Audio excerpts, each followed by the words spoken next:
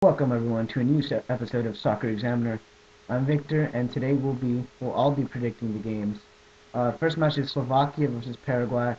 Should be a very interesting match, especially since the group is can go to anyone basically at this moment. So both teams are going off ties that for them should feel like defeat. Paraguay tying to Italy, and Slovakia tying to New Zealand. Now morale will either be high or low. I think they'll be high because they'll want to redeem their previous game. But the team who should be hurt the most would probably be Slovakia, just because of that late, 93rd minute equalizer, and the fact that it was New Zealand. Not to offend any New Zealand fans, but publicly speaking, they were really low in the rankings. So that when a lesser team, should I say, not a weaker team, but a lesser known team, let's say that, ties you, it's kind of devastating. On the other hand, Paraguay tied against Italy, so that might actually be more of a boost for them. I think this game will be interesting. Uh, so what Slovakia has to do is they have to be consistent. Um, Especially with that last minute goal, they have to score more than one goal, obviously. They need to find more opportunities in front of the goal and be able to take advantage of their opportunities that are given to them. As for Paraguay, um, continue with their good defense. Um, counterattacking football, that's probably what they'll do. So I'm going for Paraguay on this one. Paraguay wins over Slovakia. Next game is the Italy versus New Zealand game. This one should also be interesting because they're in the same group, 1 point each. New Zealand, kudos to them. They managed to get a tie.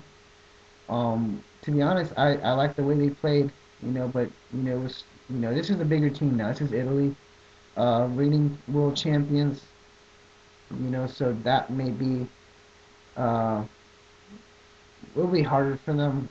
Italy, obviously good defense. But defenses, defensive errors last game, especially with the Paraguay goal, Cannavaro did not mark the Paraguayan player that well, or was it De Rossi? I don't remember. So they'll have to brush off on one of those little mistakes. As for New Zealand, what I think they should do is play extremely defensively.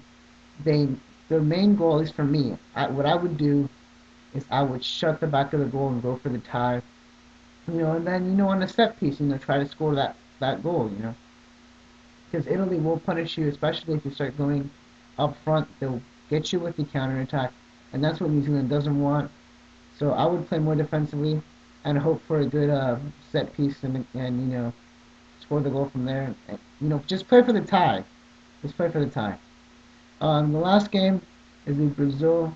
Oh, before I go to that one, I'm saying Italy wins. I just think Italy has too much experience for the New Zealanders. So Italy over New Zealand. As for the last game, the Brazil versus Ivory Coast, this is probably the most interesting match of tomorrow, obviously. Um, Many people are saying this is a tie, and it should be a tie, but I don't think it will be a tie, just because Ivory Coast cannot afford another tie. Actually, they could afford another tie, but it would just not be good for them. Especially and Brazil, I don't think they'll probably go for the tie either. Their last victory wasn't really that good. And they have something to prove there. And why not prove everyone wrong, or just open everyone's eyes by beating a strong Ivory Coast team. Now this game will obviously be a great match. Hopefully it'll be a lot better than the Ivory Coast versus Portugal game. I'm hoping for a lot of goals. Who knows? For Brazil, Kaká needs to wake up. He needs to generate attack through the middle of the field.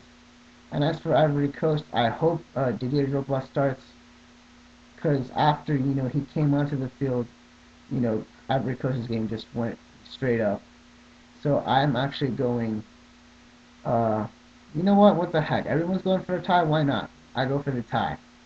Ivory Coast and Brazil tie. And that'll be the end for this video. So I will see you guys later. Thank you for watching.